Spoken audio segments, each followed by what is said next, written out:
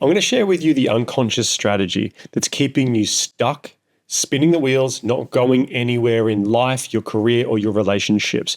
And it's something that you think is happening to you when actually it's a strategy that you're playing without even realizing it. And it's called confusion. G'day, my name is Jaden, and I'm an emotional intelligence coach working with women and helping them turn their chaos into clarity. So let's jump in, like and subscribe, and let's get started. So what if I was to tell you that confusion isn't something that happens to you, but it's something that you're doing? It's a strategy that you're running. Now, look, before you get super upset at me, I understand this sounds really like accusatory, but when we actually dig into this, it's actually the pattern that plays out time and time again. It's a strategy that we play to hold off from making a decision. So what does this look like? Well, confusion, the experience of confusion, it can be overwhelming. It can like discombobulating. There's too much information coming in. There's too many choices to make. Emotions start slapping you from one side or the other, and our brains just go, "Wah," and we just don't know what to do. That's the kind of the feeling of confusion. So as a coach, I want you to step back and ask yourself, why? Why would we be doing this? Okay, now we all do everything with intention. We just don't realize it. Okay, so it's important to understand if we're doing something, it has to be serving us in some way. There is some intention about it, whether we're cognizant of it or not. So if we're doing something, i.e., if we're doing confusion, the question is to ask, why? Why is confusion present? You can't catch confusion. No one can sneeze on you and you're like, oh, I'm confused, right? That's not how confusion works. Confusion is a strategy that our brain plays in order to shut off information because we're overwhelmed. It's to say, I don't want to go to this next step. It's too much information, so I'm just going to stay confused and overwhelmed. And so what do we do to try and prevent our confusion? Like, how do we try and solve our confusion? Well, what we do is we start to try and seek clarity.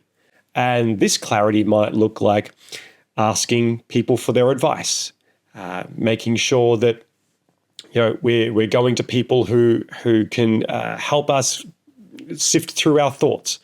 We might be going and listening to podcasts and doing some research on these things. We're trying to find clarity for our confusion.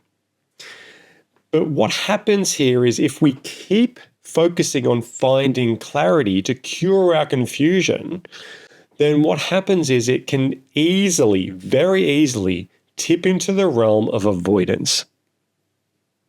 Avoidance, okay? This is what the strategy is. Confusion is a strategy of avoidance. What are we avoiding? Well, we're avoiding the thing that we don't want to do, but I'm going to get to that in just a minute. So let's say you've got a decision to make. Do I stay in my job? Do I leave my job? Do I stay in this relationship? Do I leave my relationship? Do I have this for dinner or do I have that for dinner? If you're feeling indecisive or you're confused about what decision to make, it's important to, as I said, step back and ask yourself why. What are you trying to avoid here? And what you're trying to avoid is making a decision and sticking to it because there's a lot of stuff that comes along with that. Essentially, we're scared. We're scared. We're afraid. We're afraid of making a decision, afraid of making a choice, because what if it's the wrong choice? It's much easier to sit there and spend time trying to make a decision or not knowing how to make a decision. That's safer because nothing happens. But if we make a decision, left or right, A or B, black or white, then there's consequences that come with that. If I stay in my job, well then, oh my God, I have to deal with everything here. But if I leave my job, then, oh my God, I have to start something new and I'm going to be pushed and stressed and pressured and all these sorts of things. And we can extrapolate this to any situation in your life. There's a yes or a no, a right or a wrong. And it can be really stressful to kind of consider. And if we don't know how to back ourselves to step into that new decision, whichever one it is, and own it fully, where we can really struggle with the fear of regret that I've made the wrong decision, or the fear of not being able to handle what comes next. And this is something that's really important when it comes to understanding fear, being scared. It's understanding that we don't actually fear the thing, the doing. It's not like we're afraid of starting a new job. It's not like we're afraid of separating from our partner. It's not like we're afraid of speaking up and setting that boundary. That's actually not what we're afraid of. What we're afraid of is that we can't handle the emotions connected to that thing. So it's not that you're afraid to start that new job. It's that you're afraid of all the emotions that come with it. I don't think I can handle being the new person again. I don't think I can handle being like it's the start again where I don't know everything. I don't know if I can handle the new relationship dynamics with coworkers. Okay. It's the fear of not being able to handle those emotional experiences, not the thing. That's the important thing to realize. We're all emotional creatures, and we have to appreciate and respect and honor that.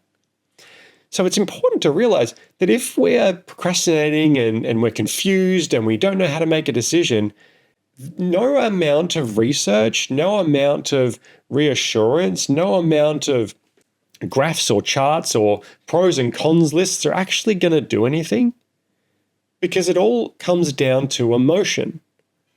Do you feel like you can handle the consequences, the emotional consequences of your decision? And can you do it while also leaving the other decision behind and saying, that's okay, I'm going to leave it there without regret? That's what we're talking about here. This is a whole thing that just can blow up in our faces if we don't feel like we can manage it. And so we stay confused. So how do we break this chain of confusion? Like, what's the answer here? Well, essentially the answer is probably not what you're going to like, but it's what's required. So the only way to break free of your confusion is to take the action you're afraid of doing. If you think you need 100% of the information to make a decision, you're wrong. That's where the confusion comes from. We use the confusion to justify needing more information. Okay. What we actually need to do is find clarity through action. Clarity through action. So essentially what that means is, and this is the rule that I go by in life, I don't need 100% of the information. I need about 50. If I have 50% of the information, I can start taking action, and the rest of the information will come as it goes. Okay. So it's like, if I want to learn how to swim, I'm not going to learn everything there is to learn about swimming. I'm going to learn the basics from a book, and then I'm going to get in the water and start splashing around and figure it out, understand how my body works inside water. So there's a little bit of learning, and then there's doing. But if you're just trying to learn everything, then you're procrastinating and you're using confusion to justify that. That's not going to work for you at all. So when it comes to choosing A or B, left or right, whatever it is, you've got to make a choice and stick to it. And yes, that's scary. Absolutely. But that's the answer. You will figure it out as you go along. You will figure it out as you go along. So that means you will have emotions come up. Yeah, okay. But you're going to have those emotional experiences because it's part of being human. You've got to take the action anyway. Just step forward into it. And I appreciate that that's scary, but life is scary. Life is uncertain. We're never going to be able to fully protect ourselves through anything. So it comes down to you. Do you want to stay where you are, or do you want to change, heal, and grow? You're being pulled to make a decision.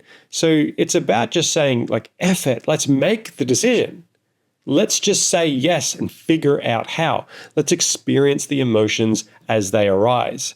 That's the only way through it. Sure, you can make some plans and figure things out. And as I said, do that list, sure. But eventually you've got to pull the trigger. You have to do that. That's the only way forward. And allow life to be life. Allow yourself to just move through it and to experience it. That's how we live and grow, is by just saying, yes, I'll do this. I'll figure it out. Is it going to be scary? Yes. Is it going to feel uncomfortable? Yes. Am I going to freak out and probably cry? Yes. But has that ever killed you? No, of course it hasn't. So we need to just appreciate that what we fear, the emotions that we fear, have never killed us before. So they're most definitely not going to kill us again, right? So the decision is there. Make it. Take the action, step forward, feel the fear, and do it anyway. It'll completely change your life. So let me know below in the comments, what's a decision that you haven't yet made that you know you should? And tell me, what's the actual fear behind it? What's the emotional experience that you're afraid of experiencing? Write that down in the comments below, and then tell me, what are you going to do anyway? See you in the next one.